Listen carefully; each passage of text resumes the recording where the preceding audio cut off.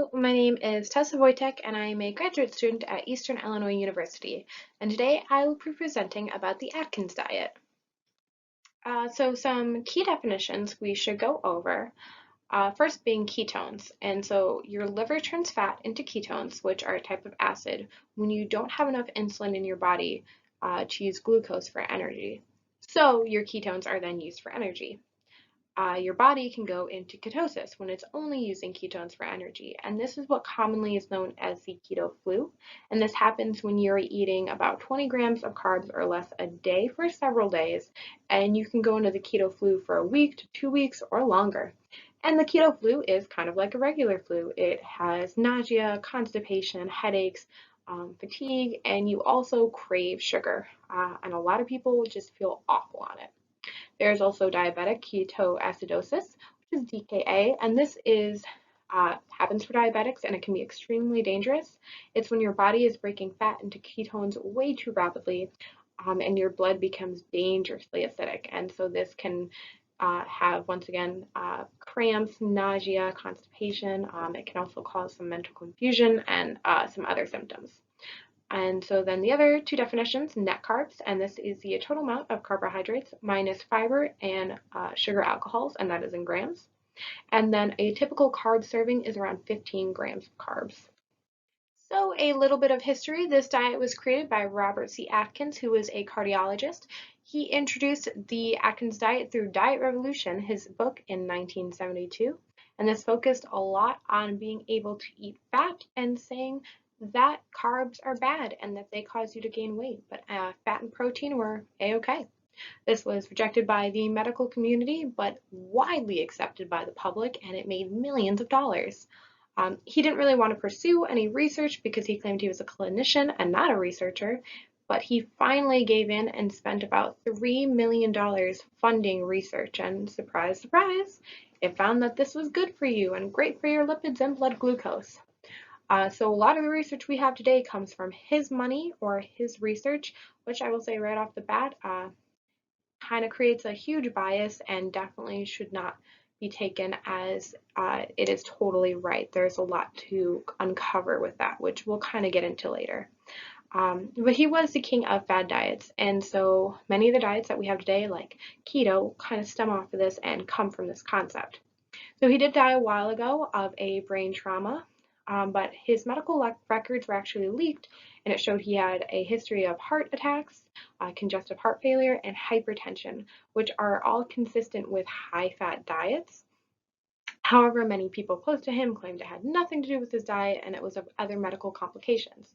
It also stated that he was obese, but once again, people stated that he had a lot of fluid accumulation once he went into a coma in the hospital. So lots of speculation, but nothing was ever proven, but it has caused a lot of controversy around him and his diet. So what is the Atkins diet? What it is currently today is a low carb diet. A lot of people might get it kind of confused with keto because it is similar in a lot of aspects, and like I said, keto did stem from this, so there are going to be some similarities. So the basis of the diet, the main concept is that excess sugar in your blood turns into fat, and this is what causes weight gains. So you don't need to count calories, you just need to count carbs, specifically the net carbs. There are three different versions of the diet. There's the Atkins 20, 40, and 100. And the Atkins 20 is where you really lose weight, and the other ones are a little bit about losing weight, but more about a lifestyle. So you can register on their site. It kind of takes you through what plan might be best for you. It helps you make shopping lists. It helps you make meal plans. There's an app for it that helps you track your carbs and your water. And there's a lot of resources online as well that allow you to talk to professionals and other people in their group. The website also has research surrounding questions that you might have, although a lot of this research is funded by Atkins, and just a lot of information in general about what low carb means. So the Atkins 20 is the major weight loss portion of this diet, and it is split up into 4 phases. It just simply means 20 grams of net carbs a day. And this is for people that are looking to lose more than 40 pounds, are pre-diabetic, and diabetic. There is no distinction if they mean type 1 or type 2 diabetes on the website. So as I said, it has 4 phases. And the first phase, they suggest you stay in it until you're about 15 pounds away from your weight goal. And they give you a whole list of accepted food items that you can't eat. It does state that they suggest that the core of your diet is fibrous vegetables. It gives portion sizes and what vegetables are there and the amount of carbs per the portion sizes. The next phase, when you're about 10 pounds away, you increase the amount of carbs from 25 to 50. Phase 3 is when you are at your target weight and you have to be at your target weight for about a month. And you can increase your carbs to 50 to 80 a day. And then finally, after you've kept it off for a month, you can adjust your carbs to about 80 to 100. And the whole point is that you have to find what really works for you. They give you, as I said before, accepted foods for each phase. And it's basically trying to figure out how you can live off of 100 carbs and what your body will tolerate. Here's just a picture from the website. It explains what carbs are okay for which phase. As you can see, you're kind of building up to having different types of carbs in each phase. The consistent always being your fibrous vegetables and healthy fats, it does mention, and then nuts and seeds as well. And then as you go on, you can include more into your diet. So the Atkins 40, this is for people on its website. It recommends for losing less than 40 pounds if you are pregnant or breastfeeding. And so you are allotted 40 net grams of carbs a day, 10 at each meal, 5 at each snack, 2 snacks a day. And then it recommends 3 servings of 4 to 6 ounces of meat, which I might add is nearly 3 times the recommended amount from the USDA, and then 3 servings of fat. The Atkins 100 is 100 grams of net carbs a day. Here you can kind of see the makeup of it, and I know I'm cutting it off a little bit, but it's basically 12 to 15 net carbs of your foundation vegetables, and then you're allowed 85 net carbs of other carbohydrates. And this is the diet they recommend for once you've lost all your weight and you're just trying to live the low carb lifestyle.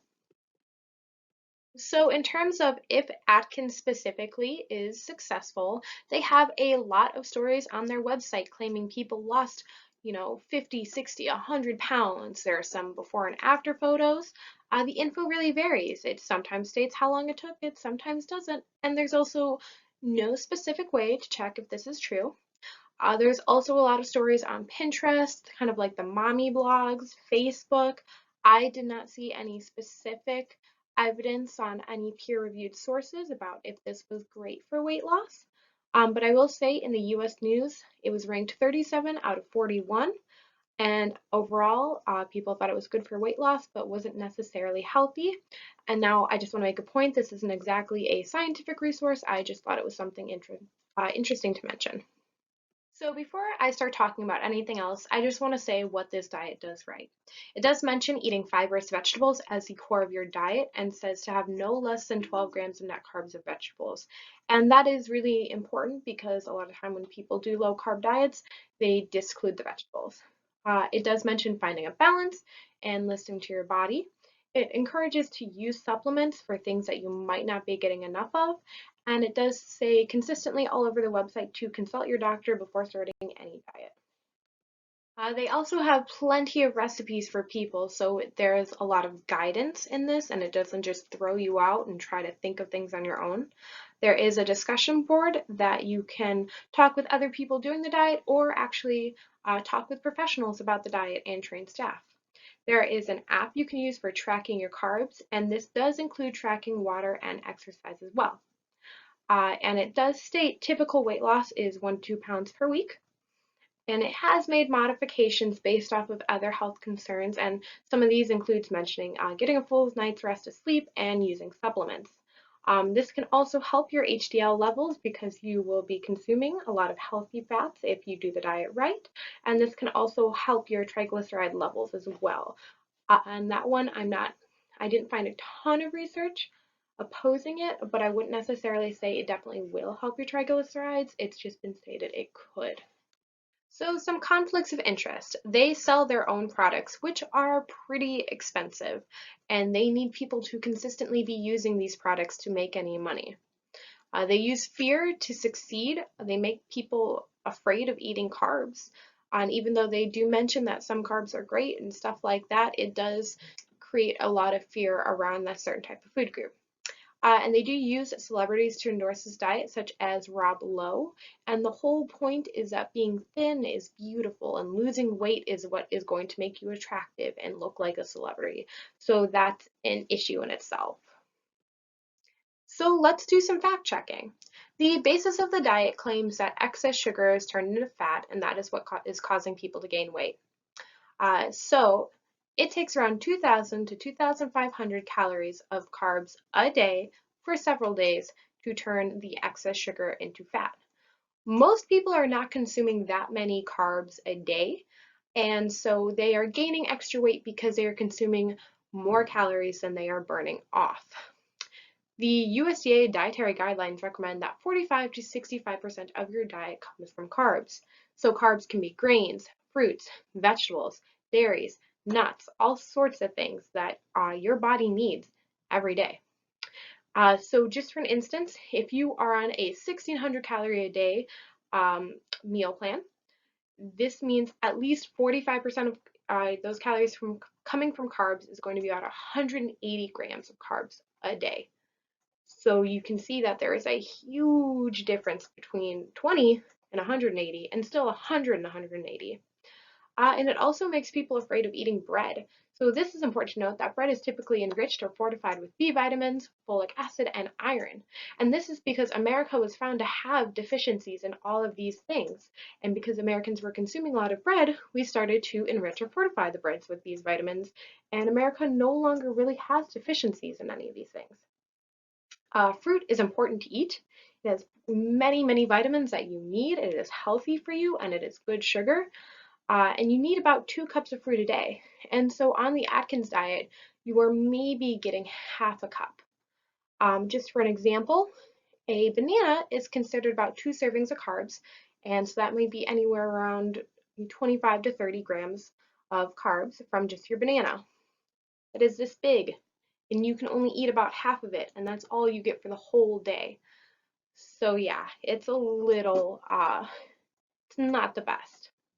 The diet also states you do not have to exercise at all to lose weight. It recommends it, but it says it's not necessary. But physical activity is actually necessary for a healthy lifestyle. And you should be getting at least 30 minutes a day. Even if it's not vigorous exercise, you still need to be walking around and trying. And finally, weight loss does not mean you are healthy. There are several other indicators of health that are never mentioned on the Atkins website that are more important than how much you weigh. So some overall negatives about this diet, it mentions very little on their website about how to deal with stress, anxiety, how much sleep you should be getting, or really any other factors that might affect weight other than carbs. It might go into more detail if you sign up for their newsletters or if you go on their chat forums with the professionals, but unless you do hours of going through research, which they funded, it doesn't say a lot. There's also minimum goal setting. So they do talk about losing weight and target weights, but there's nothing about long term, no discussion about other indicators of health, such as blood glucose, lipid panels, um, your blood pressure, your waist circumference. It might mention a couple of these things, but it doesn't talk about goal ranges or how to achieve those. It's also a continuous cycle, so you will gain weight when you get off. You're used to eating any amount of protein and fats you want, and suddenly you add carbs, yeah, you're most likely going to gain weight. So you'll go back on the diet, go through ketosis again, and then go through the whole vicious cycle again. So it talks about being flexible, but in reality, you're stuck. So it also doesn't discuss medications this could be an issue with, specifically with insulin, because insulin lowers your blood glucose for diabetics. So this can be dangerous. There's no discussions about supplements either in terms of how much you should be taking or that you should get blood work done before and during the diet to make sure that you are not deficient in anything and you're also not taking unnecessary supplements. And it also doesn't talk about how reintroducing food groups can be tough on your body. For example, if you are eating very little to no dairy and then suddenly you are eating a ton of dairy, it's not going to feel good. And people might think they're allergic to it when in reality they just haven't had it in a long time. So the website also does not recommend how much fiber you should be getting a day. And it's actually encouraging low fiber. And while it's telling you to eat the fibrous vegetables, you are most likely not going to get your recommended amount just through vegetables. You also need those whole grains, which you completely cut out for a lot of the weight loss portion of the diet. And as I said before, it gives a serving size and the carb amount for those vegetables on the approved list, but it doesn't actually say how much fiber is in the vegetables. And this does discourage high carbohydrate vegetables because you might want to eat more, so you're trying to go for the vegetables that have less carbs so you can actually eat more of them. So this really discourages a variety and a lot of really healthy vegetables. So some general risks with this diet, you will most likely be consuming a high amount of saturated fats, which is not good for your LDLs, and this can actually lead to things like strokes. Really, just heart health is a concern in general when you are a part of a high fat diet. This is also tough on the renal because you are processing a lot of extra ketones, and so this is especially bad for those with a kidney disease or who are diabetic. So other risks can include hypoglycemia, and this is especially important for diabetics on insulin type 1 or type 2 because this can cause their blood glucose to drop to a dangerous amount. It also depletes your glycogen, and with this raises and blood glucose raises, it usually indicates that you are full. It's especially dangerous for pregnant and breastfeeding women to go on a weight loss diet in general. They need to focus on eating a healthy, balanced diet with plenty of fruits, vegetables, whole grain, and fiber. And as I said before, breads are fortified with folic acid, which helps prevent birth defects and complications. And this is necessary for women who are trying to get pregnant, women who are pregnant, and just women in general. Some long-term adverse effects include hepatic steatosis, which is a lot of fat in the liver, kidney stones, and vitamin and mineral deficiencies. This can also lead to a loss of electrolytes, and when you don't have enough electrolytes, you can become dehydrated. Some important ones to note: calcium, potassium, chloride, phosphate, magnesium, sodium. These are all electrolytes. This helps keep your body's pH balanced, which is important because ketones are highly acidic, and this can help your heart, muscle, nerves, and your brain. So some people who should not be on this diet, if you are pregnant or breastfeeding, using diuretics because you are already at risk for dehydration, using insulin or any oral diabetic medications in general, it can interfere with them. And if you are diabetic, type 1 or type 2, the recommended carbohydrate intake is supposed to be consistent throughout the day. And this doesn't really allow for that. And anyone who has kidney disease. And none of these warnings are on their website. It's actually advocating for people who are pregnant or breastfeeding or for people that have diabetes to be on this diet, and it doesn't really warn of any of the dangers. So some other issues I want to bring up, you can't Google anything about Atkins without the website popping up pretty much all over the first page of Google. So any "it does this work" type research you're doing, a lot of it is coming from them. There's very few peer-reviewed sources specifically talking about Atkins. There's a lot about keto or low carb, but people might not be able to make those specific distinctions because there are some differences. And Atkins actually did a lot of the research for low carb diets or funded them, so a lot of that is bias. And data can be easily manipulated, and it can be hard to read those peer-reviewed sources.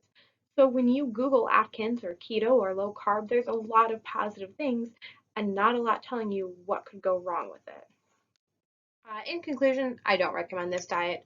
I think the best way to be healthy is to eat a balanced meal full of fruits, vegetables, whole grains, making sure you're getting a lot of fiber, eating lean proteins. You need to exercise, but most importantly, you should listen to your body. And you shouldn't be involved in any diet that involves you shelling out tons and tons of money. Thank you for listening to my presentation, and remember, carbs are important for all aspects of your health, and you should never cut them out of your diet. They're also delicious.